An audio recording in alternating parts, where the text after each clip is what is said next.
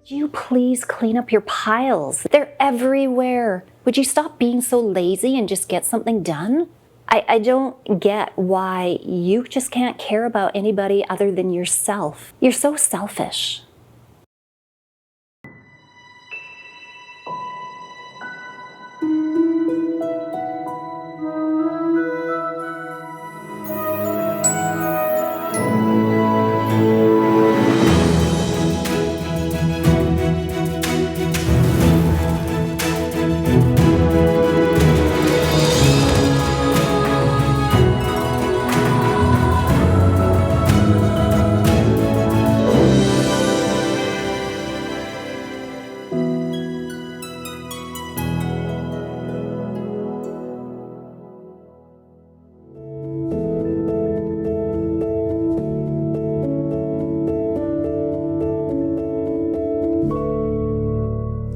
Welcome to It Is Written Canada. Thank you for joining us.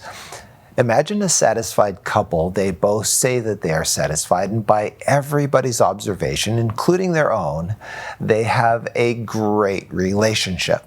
So here's a question. What percentage of their problems do you think they should be able to solve? This is clearly not a couple who are struggling. So most people say that they think they should be able to solve 90 to 100% of their problems. However, longitudinal studies reveal that couples tend to have the same ongoing conflicts throughout their marriage, regardless of how happy they say they are. Research reveals that 69% of all conflicts in marriage are never solved. So here's the question again. What percent of problems will a happy couple be able to solve? And you've got it, 31%.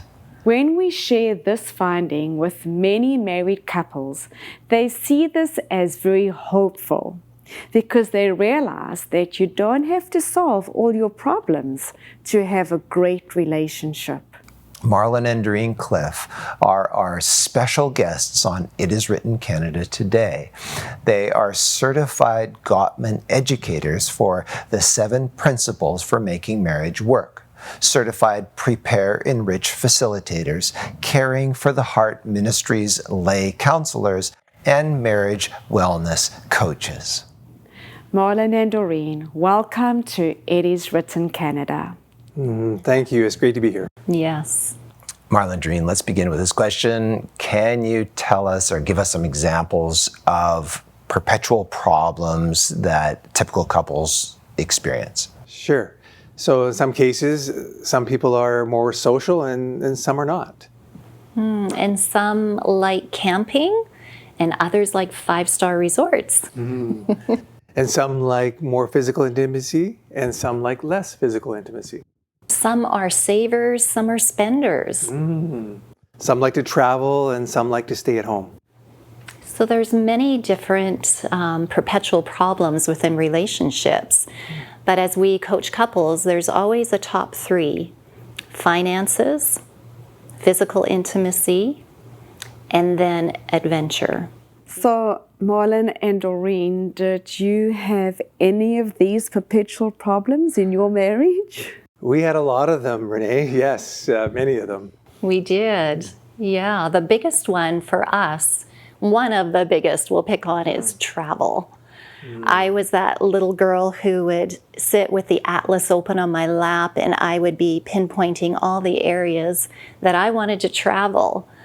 And I was just dreaming about travel, being a missionary, but I never had this conversation with Marlon about what he liked about travel, even if he even liked it. I wasn't sure. So Marlon, why did you not like traveling?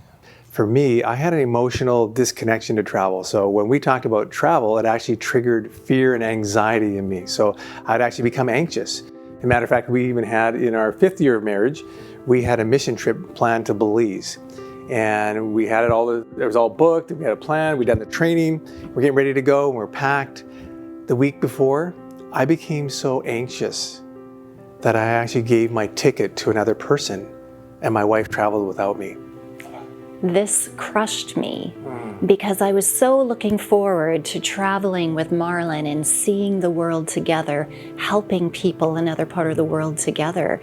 So it really impacted me at that point. Yeah. So some of my fears and anxieties came from, I was 6, my parents separated and got a divorce.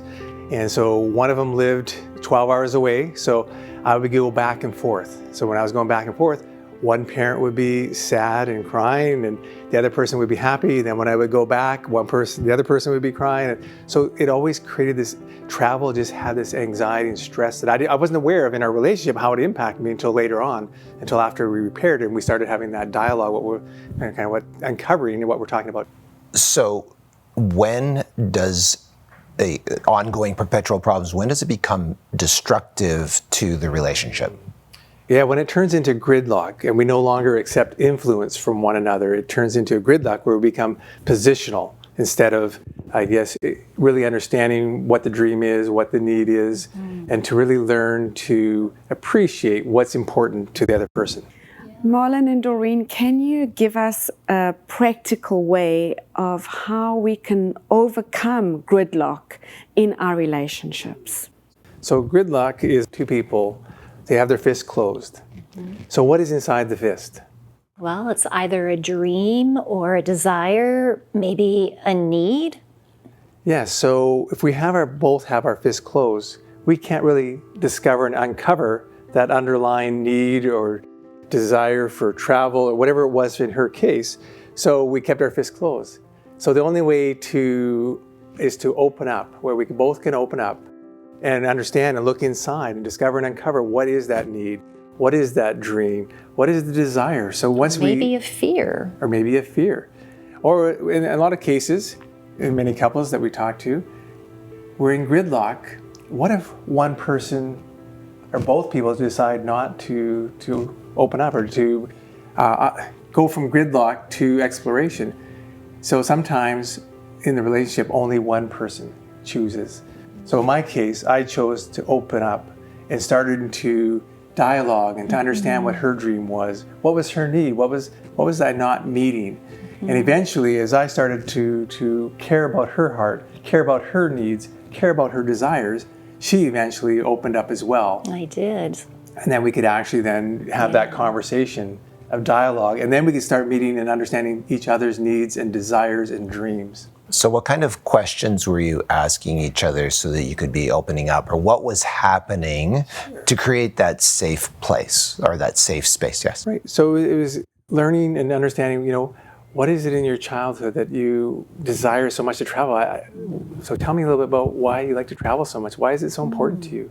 I discovered that for me, travel was kind of a part of my spirituality and who I was, because I love to see what God has made for me. So I wanted to explore all different parts of the world and really see what was there for me to see. But part of it was my belief of my spirituality, where I believed that living out my faith was to help others.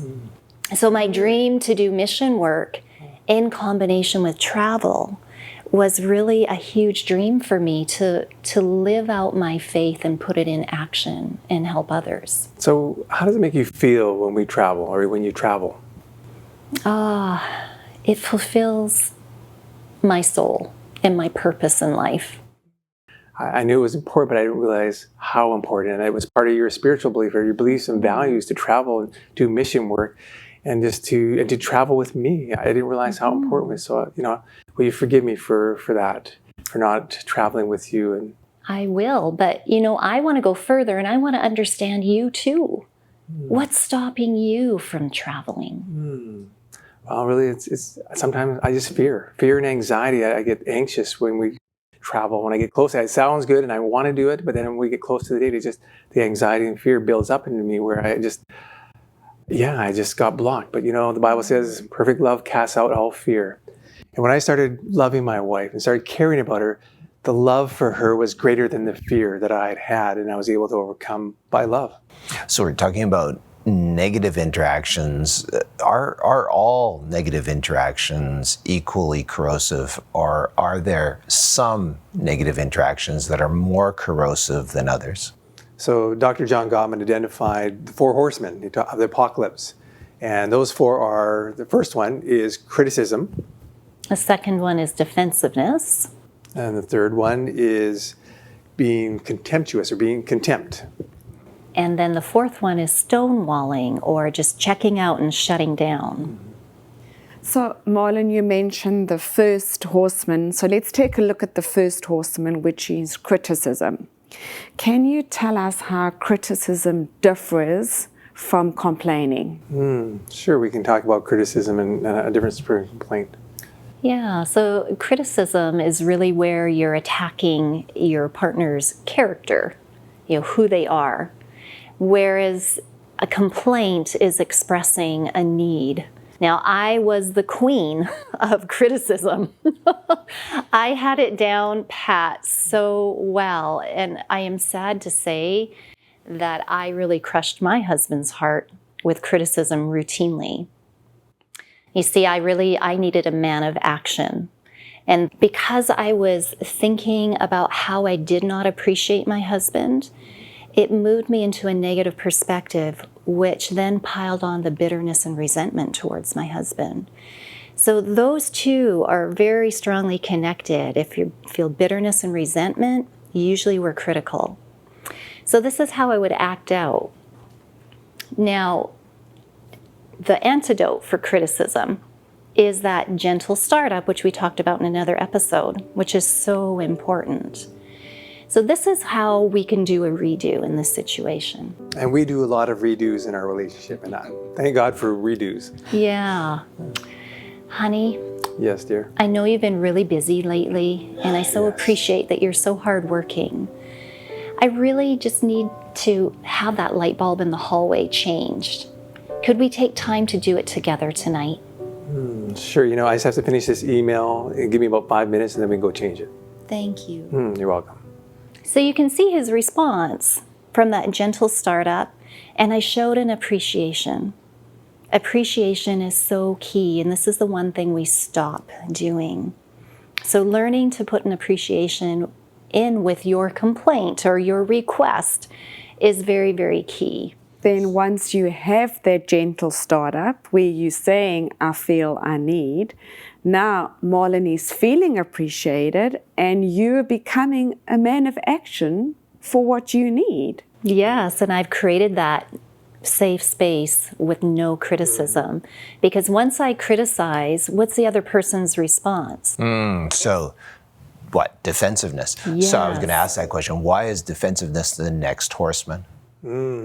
Yes. So defensiveness is when we feel attacked. Yeah. We try to protect ourselves by attacking back. So we become and we start blaming the other person instead of accepting responsibility, which is the antidote. So you're saying it's not me, it's you, right? Absolutely. You're the problem, not me, right? Defensiveness is another way of saying, why are you picking on me all the time? So you become the victim, Yes, right? I'm just never good enough. I'm the one who's, And I struggle with that emotionally, not being good enough, not being, so that would drive those feelings of rejection, not being good enough. So then I would just become more and more defensive and attack back. Yeah, and I constantly felt like I wasn't being heard and that I wasn't important and my needs didn't mean anything to him. So that was kind of the story I kept telling myself, that I'm not important to him. So I would just try to speak louder so he could hear me better. And it just gave the opposite effect. And that's often what happens. What we intend to get their attention, actually we get the opposite response. Doreen, you mentioned that the antidote for criticism was that gentle startup. So what is the antidote for defensiveness? Accepting responsibility. I did not accept responsibility for my part in the action. So accepting responsibility looks totally different for my part of the interaction or the conflict. So in this example, so let's try that again. So, Yeah. Honey, I asked you to change the light bulb a long time ago. How come you never do what I ask you to do? Like you don't care about what's important to me. You know, honey, you're right. I'm sorry. I completely forgot about it. No excuses. I should have done it. I will go do it right now. I'm so Really? sorry. Yes. Okay, well, can I come help you? Sure, if you'd like, that would be fun. Because I really want to make sure it gets done. And then you can protect me. You hold the ladder for me now. Yes, I'd be happy to do that. But you can see how we kind of used a bit of humor to diffuse it. I said, I really want to make sure it gets done. And he didn't take it defensively because he was owning up to his part to play in it. And, you know, that really diffused me. So I'm like, okay, he's hearing me. I don't need to be critical now. Any of us can break that crazy cycle. We get in that crazy cycle of criticism, defend. It's like, you know, playing tennis, serving back and forth, and it keeps getting escalate, which will lead to contempt, which we'll talk about next. But any of us can break the cycle. So Doreen could break the cycle by using a gentle startup instead of a harsh startup, or I could end the cycle of responding with accepting responsibility instead of responding with defensiveness.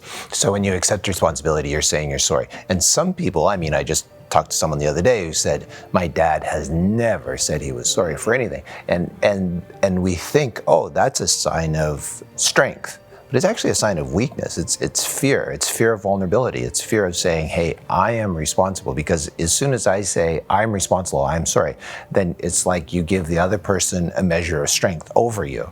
But you actually became more gentle when you took responsibility and said sorry.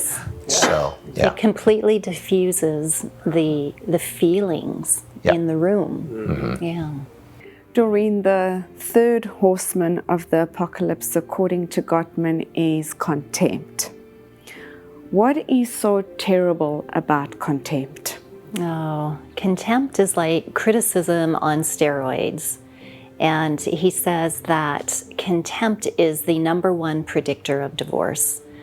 So all of these 4 things, the criticism, defensiveness, contempt, stonewalling, they're things that cause a relationship to eventually come to an end, but contempt is the one that predicts it will come to an end. And sad to say, I was contemptuous, which, you know, it makes sense because at 24 years, our relationship did come to an end. And I was just done. I was tired of this, and I had started to speak like I was more superior. And then Marlon put him down so he was lower than me. And I just treated him like he was disgusting to me. And I feel such remorse for it because it really impacted his heart. And we've had to do a lot of repair around this contempt that happened in our relationship. It's kind of my way or the highway, right? Very much so. Yeah. The way you did things was the right way. Mine was the wrong way. Even having devotions with our kids. Well, you didn't do that right, or you need to do this better, to change this. And she was like coming down. I was like, I didn't know what I was doing. So eventually I just said, okay, well then you do it. So I stopped having family devotions with my children. Yes, and this is really what a lot of contempt looked like in our relationship.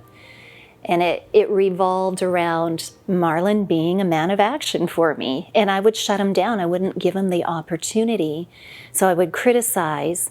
And when he didn't do things for me, then I became contemptuous. So, honey. Yes? Would you please clean up your piles? They're everywhere. They're on the coffee table, the table, you know, on the stairs, all the way up to our bedroom. They're everywhere. Would you stop being so lazy and just get something done? I don't get why you just can't care about anybody other than yourself.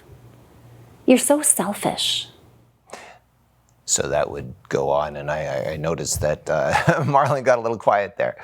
We're holding hands now, but we probably shouldn't have been back then. We wouldn't be holding hands, right? We would be, you know, that chasm of emotional disconnect just got worse and worse because I didn't create a safe place for him to be able to fulfill my needs. It was constant criticism, which turned to contempt all the time. And what I was thinking is not the positive things about Marlon, but I was thinking about the negative things. So the antidote for contempt is to put that positivity into your relationship, to appreciate your husband or your wife or your child. Putting that positivity into there, retraining your thought process. When you start to think negatively about that person, to say, okay, there are good things, and this is what I appreciate about him. So I had to retrain my brain. I had given Marlon a list. He asked for reasons why I was going to leave the relationship. And I didn't want to give them to him. I said, no, I've told you 1,000 times. You should know why I'm leaving. Before I left, I decided to give him this list of all the reasons why I was leaving. But later on, I decided to take that same list and on the other side of each page, write the positive. And at that moment, I realized how much positivity there was in our relationship. Amen.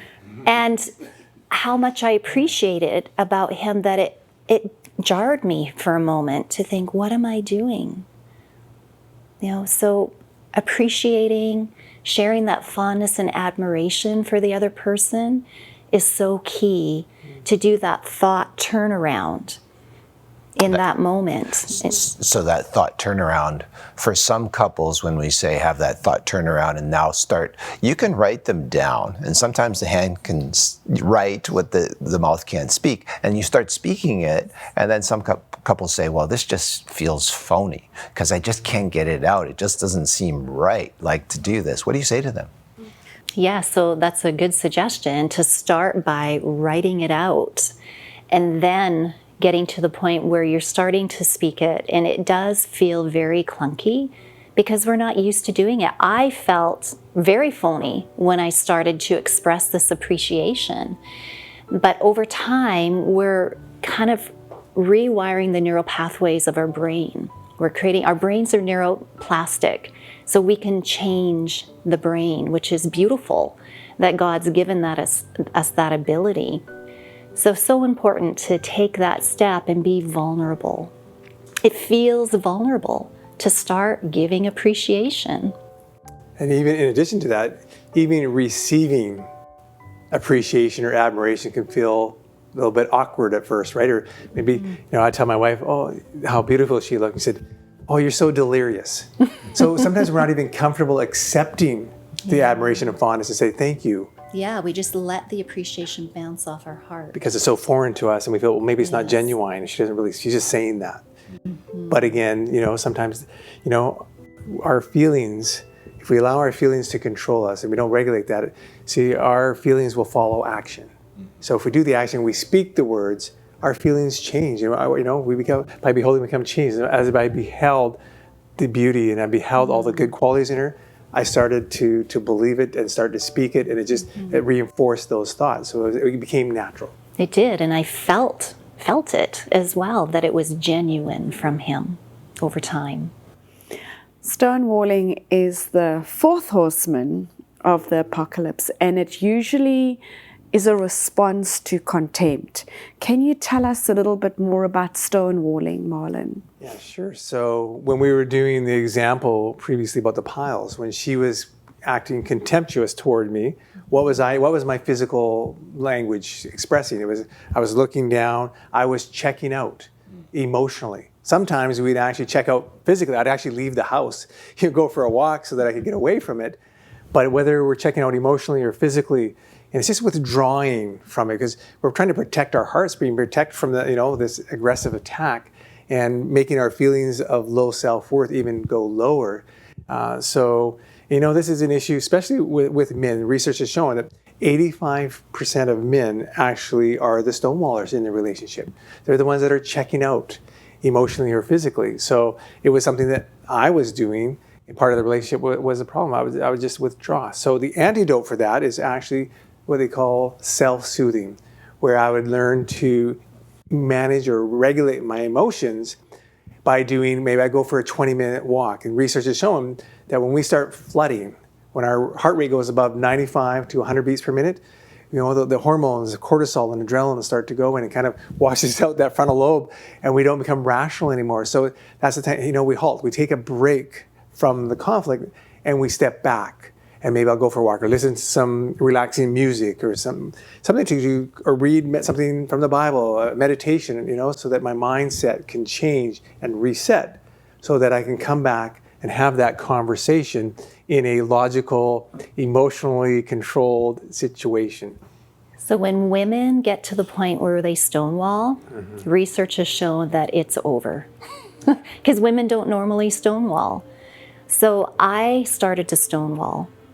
And I started to withdraw and not be in the world of the Cliff family anymore. I would take care of the children, but we did everything separately. And I started to just stonewall Marlon. I wouldn't speak to him. I wouldn't do anything with him. I just did things with the kids.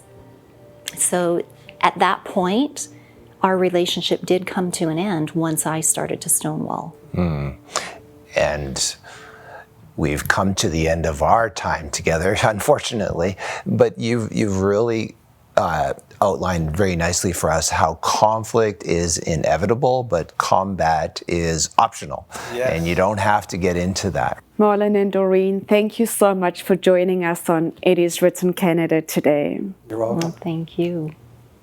Friends, we live in challenging times. Our lives are saturated by information, activities, and senseless expectations. So the stresses of life make healthy relationships more difficult to achieve and sustain. So our free offer for you is hope for today's families. Husbands and wives, as well as parents and children and other family members, live under the same roof, but tend to communicate poorly at best. Many want the stability of a strong family life, but don't know how to attain it. Hope for today's families will help you build strong relationships with those around you. Show how husbands and wives can draw closer emotionally, spiritually, financially, and intellectually. And it will also help you to communicate more effectively, understand and heal the roots of violence, prevent distress and divorce, or live happily as a single person. Before you go, we would like to thank all of you who have supported the ministry of It Is Written Canada with your prayers and financial contributions. Without your support, this television ministry could not have reached so many people for so many decades. And we would also like to invite you to follow us on Instagram and Facebook and subscribe to our YouTube channel and also listen to our podcasts. And if you go to our website, you can see our latest programs. Friends, to be honest, Jesus is offering you a life that is beyond our ongoing struggles with pain, suffering, and the sorrows of this life. We would like to recommend that you open the Bible, where it is recorded that Jesus himself found his assurance to defeat the devil through the word of his Father when he declared, "It is written, man shall not live by bread alone, but by every word that proceeds out of the mouth of God."